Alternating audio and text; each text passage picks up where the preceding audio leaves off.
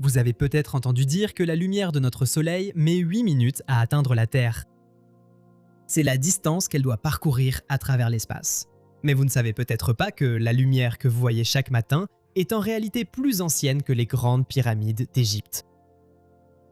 Le voyage de cette lumière a commencé au cœur du Soleil et elle a passé des dizaines de milliers d'années à se frayer un chemin à travers la chaleur, le chaos électromagnétique radioactif, avant de finalement se libérer et d'arriver jusqu'ici. Le Soleil a captivé l'humanité depuis aussi longtemps que nous existons. Mais ce n'est qu'aujourd'hui, grâce à certaines des sondes spatiales les plus avancées de la NASA, que nous commençons enfin à comprendre comment le Soleil fonctionne réellement. C'est bien plus qu'une simple boule de feu géante dans le ciel. Et ce que la NASA a découvert à l'intérieur du Soleil changera à jamais votre vision de la vie sur Terre. Vous voyez, tout a commencé avec un nuage. Le Soleil est une étoile, et les étoiles ne sortent pas de nulle part. Elles naissent de ces nuages de gaz incroyablement vastes qui s'étendent sur des centaines d'années-lumière. Mais d'où vient toute cette matière ? Eh bien, à l'origine, toute la matière a été créée au moment du Big Bang. Mais dans l'histoire cosmique plus récente, il y a seulement quelques milliards d'années, ces nuages où se forment les étoiles ont en fait été créés par d'autres étoiles qui ont vécu, sont mortes et ont explosé, dispersant l'hydrogène, l'hélium et les éléments plus lourds qu'elles contenaient à travers la galaxie. Donc, d'une certaine manière, le Soleil est fait de poussière d'étoiles recyclées. Avec le temps, ces débris vont se rencontrer et s'agglomérer, et plus l'ensemble grandit, plus sa gravité augmente, et plus il attirera de débris, jusqu'à ce que vous ayez cette gigantesque machine à former des étoiles qui n'attend plus qu'à être mise en marche. Finalement, après des millions ou des milliards d'années à dériver à travers la galaxie, le nuage finira par se retrouver trop près d'une étoile géante. Au même moment, il se trouve justement qu'elle explose en supernova, et l'onde de choc de cette explosion va traverser le nuage, comme une main qui s'enfonce dans un oreiller. Une fois cette poussée effectuée, la gravité commence à prendre le dessus. Des régions du nuage sont comprimées à des densités plus élevées, ce qui commence à attirer rapidement la matière environnante.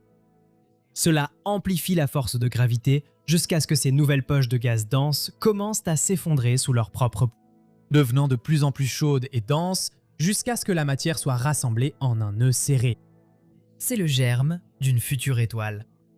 À l'intérieur de notre immense nuage de gaz d'origine, il va y avoir de nombreux germes stellaires qui se forment à partir de ces poches de densité plus élevée. Les étoiles naissent en groupe et l'un de ces nouveaux germes finira par devenir notre Soleil. Il n'y a pas encore de lumière au stade embryonnaire, juste une boule dense et sombre de gaz appelée le noyau protostellaire. La taille de cette boule est énorme, plus grande que notre système solaire actuel, et elle passera quelques millions d'années à attirer encore plus de matière provenant de ce qui reste de ce nuage d'origine, en développant une force de gravité plus puissante et en se contractant vers l'intérieur, devenant de plus en plus chaude, dense et petite au fil du temps. Plus vous compressez un gaz, plus il est probable que les particules à l'intérieur commencent à se percuter. Plus elles rebondissent, plus elles se déplacent rapidement. Plus elles se déplacent rapidement, plus elles absorbent d'énergie et plus elles peuvent générer de chaleur. Finalement, le noyau deviendra tellement chaud que la première lumière commencera à apparaître. C'est maintenant ce qu'on appelle une proto-étoile. Elle n'est pas encore vraiment vivante, mais elle commence à générer de l'énergie grâce à tout ce gaz comprimé. Après encore 1 million d'années environ, un moment viendra qui changera tout. Lorsque la température à l'intérieur du noyau atteint 10 millions de degrés Celsius, une réaction puissante commence à se produire. C'est un élément fondamental de l'univers. C'est la source de toute vie telle que nous la connaissons. Au cœur de notre proto-étoile, les atomes d'hydrogène acquièrent tellement d'énergie qu'ils commencent à se percuter avec suffisamment de force pour commencer à fusionner et créer de nouveaux atomes. Et l'énergie libérée par cette fusion est ce qui transforme enfin le Soleil en étoile. Comme si on actionnait un interrupteur cosmique, la lumière de notre système solaire est arrivée. Pendant ce temps, à l'extérieur du noyau, notre boule de gaz a commencé à tourner et ce mouvement va permettre à une partie de la matière de résister à l'attraction de la gravité et le Soleil ne pourra pas l'attirer. Tout cela se passe autour du milieu, à l'équateur, car c'est là que la sphère a le moment cinétique le plus élevé. Tout ce qui se trouve en haut et en bas tourne plus lentement et c'est ce qui continue d'être attiré vers le noyau. Ainsi, au fil de plusieurs millions d'années supplémentaires, notre boule de gaz d'origine s'aplatit pour former un disque en rotation, avec notre Soleil nouvellement formé au centre. À partir de ce disque, toutes les planètes, lunes et comètes de notre système solaire se sont formées lentement. Mais malgré tout, aucune vie, ni eau liquide, ne peut exister tant que le Soleil n'est pas suffisamment puissant pour diffuser sa chaleur jusqu'aux planètes du système solaire interne. Au cœur de l'étoile se trouve son noyau, une région qui représente environ un quart du volume du Soleil, mais qui contient la moitié de son énergie. L'environnement ici-bas est presque incompréhensible. La température atteint 15 millions de degrés. La pression est 50 milliards de fois supérieure à celle que vous ressentiriez au fond des océans terrestres. Dans ces conditions, les atomes fusionnent et se disloquent. Ce processus libère des électrons libres de ces atomes, et cela déclenche un courant électrique à travers la soupe chaude et dense à l'intérieur de l'étoile. Une fois que les électrons commencent à circuler, c'est à ce moment-là que le gaz s'est transformé en quelque chose qu'on appelle le plasma. C'est le quatrième état de la matière. Nous savons que si vous ajoutez de l'énergie à un solide, il peut fondre pour devenir un liquide. Et si nous ajoutons encore plus d'énergie à ce liquide, il peut se vaporiser en gaz. Lorsque vous ajoutez encore plus d'énergie à ce gaz, il peut devenir du plasma. Et c'est de cela que le Soleil est fait, un quatrième état de la matière qui n'existe que dans les conditions les plus extrêmes. La source de cette énergie à l'intérieur de notre Soleil est la fusion nucléaire. Cela commence avec les atomes les plus légers et les plus abondants de l'univers, l'hydrogène. Au cœur d'un atome d'hydrogène se trouve un proton, qui est chargé positivement, et tout comme lorsque vous essayez de rapprocher deux pôles positifs d'un aimant, les protons à l'intérieur des atomes d'hydrogène ont tendance à se repousser les uns les autres.